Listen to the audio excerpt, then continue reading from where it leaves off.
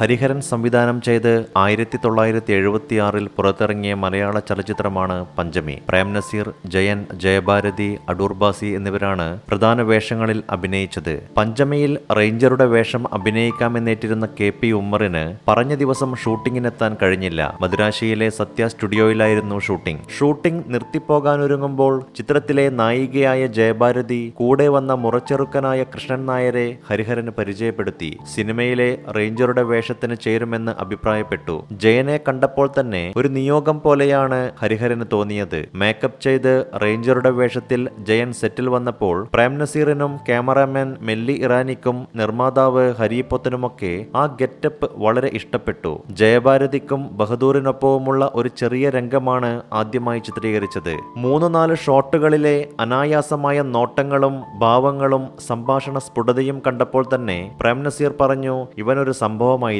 പിന്നീട് ഹരിഹരന്റെ തന്നെ അടിമക്കച്ചവടം, ഇവനെന്റെ പ്രിയപുത്രൻ എന്നീ ചിത്രങ്ങളിലും പ്രാധാന്യമുള്ള കഥാപാത്രങ്ങളിൽ ജയൻ തന്റെ സാന്നിധ്യം പ്രകടമാക്കി. അഭിനയത്തോടുള്ള ജയന്റെ അതിയായ അഭിനിവേശവും തൊഴിലിനോടുള്ള ആത്മാർത്ഥതയും അപ്പോഴൊക്കെയും ഹരിഹരൻ മനസ്സിലാക്കിയിരുന്നു. പിന്നീട് 1979 ഹരിഹരൻ ശരപഞ്ചരം എന്ന സിനിമ സംവിധാനം ചെയ്യുന്നത്. അന്നത്തെ പ്രധാന നടനായിരുന്ന മധുവിനെയാണ് സിനിമയിലെ കേന്ദ്ര കഥാപാത്രത്തിലേക്ക് ഹരിഹരൻ ആദ്യം തീരുമാനിച്ചിരുന്നത്. അദ്ദേഹം വ്യത്യസ്തമായ പല കഥാപാത്രങ്ങളെയും അവതരിപ്പിച്ച് ശോഭിച്ചുകൊണ്ടിരിക്കുന്ന ഒരു കാലഘട്ടമായിരുന്നു അത്. എന്നാൽ തിരക്കു കാരണം അദ്ദേഹത്തിന്റെ സമയം ലഭിക്കാൻ കാലതാമസം നേരിടുമെന്ന് കണ്ടപ്പോൾ നിർമ്മാതാവ് മറ്റു പല നടന്മാരെയും നിർദ്ദേശിച്ചു. തമിഴ് നടൻ പ്രഭു, കന്നഡ നടൻ വിഷ്ണുവർദ്ധൻ എന്നിവരെല്ലാം അതിൽപ്പെടും. പിന്നീടാണ് ആ കഥാപാത്രം ചെയ്യാനുള്ള അവസരം ജയന് ലഭിക്കുന്നത്. ജയനെ ശരപഞ്ചരത്തിലെ പ്രധാന കഥാപാത്രമായി തീരുമാനിച്ചപ്പോൾ പലർക്കും അത് ഇഷ്ടപ്പെട്ടിരുന്നില്ല, പ്രത്യേകിച്ച് ചിത്രത്തിന്റെ വിതരണക്കാരായ ഹസീന ഫിലിംസ് ഉടമസ്ഥർക്ക്.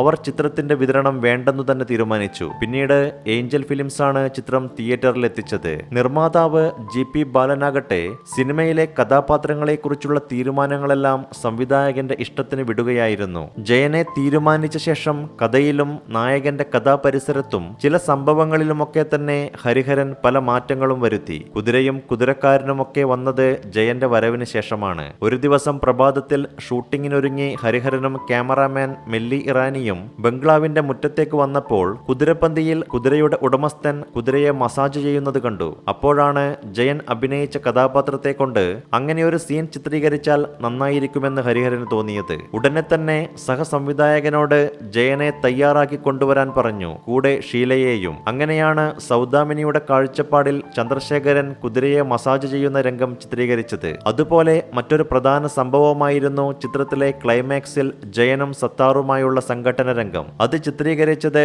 തമിഴ് ആന്ധ്ര അതിരിലുള്ള ഒരു വനപ്രദേശത്തായിരുന്നു. 2-3 മണിക്കൂർ കാറിൽ സഞ്ചരിച്ചു വേണം അവിടെ എത്താൻ. ചിത്രീകരണം ആരംഭിക്കാൻ ഒരുങ്ങുമ്പോഴേക്കും സ്റ്റണ്ട് മാസ്റ്റർ ത്യാഗരാജനെയും തേടി കാളി എന്ന തമിഴ് ചിത്രത്തിന്റെ നിർമ്മാതാവും സംഘവും അവിടെ എത്തിയിരുന്നു. രജനീകാന്താണ് സിനിമയിലെ നായകൻ. അദ്ദേഹം സ്റ്റുഡിയോയിൽ കാത്തിരിക്കുന്നു. മറ്റൊന്നും ചിന്തിക്കാതെ ത്യാഗരാജൻ മാസ്റ്റർ ഇത് മറ്റൊരു ദിവസം എടുക്കാമെന്നും പറഞ്ഞ് അവരുടെ കൂടെ പോയി. എന്തു ചെയ്യണമെന്നറിയാതെ ഹരിഹരൻ നിൽക്കുമ്പോൾ ജയൻ പതുക്കെ അദ്ദേഹത്തിന്റെ അടുത്തു വന്നു പറഞ്ഞു, സാർ ഒന്നും ചിന്തിച്ച് വിഷമിക്കേണ്ട, ഫൈറ്റ് സത്താറിനെ വെച്ച് ഞാൻ സെറ്റപ്പ് ചെയ്യാം, സാർ ഷോട്ടുകൾ എടുത്താൽ മതി. അങ്ങനെ ജയൻ കമ്പോസ് ചെയ്ത ക്ലൈമാക്സിലെ ആ സംഘട്ടന രംഗം ചിത്രത്തിലെ മറ്റൊരു ഹൈലൈറ്റായി പരിണമിച്ചു. PK അബ്രഹാം, നെല്ലിക്കോട് ഭാസ്കരൻ, കോട്ടയം ശാന്ത തുടങ്ങിയവരോടൊപ്പം സിനിമയിൽ ജൂനിയർ ആർട്ടിസ്റ്റുകളായി 1980കളുടെ തുടക്കത്തിൽ മലയാളത്തിലും തമിഴിലും നായകവേഷങ്ങൾ ചെയ്ത ശങ്കറും ശരത് ബാബുവും ഉണ്ടായിരുന്നു. 1986 അഞ്ചാം എന്ന പേരിൽ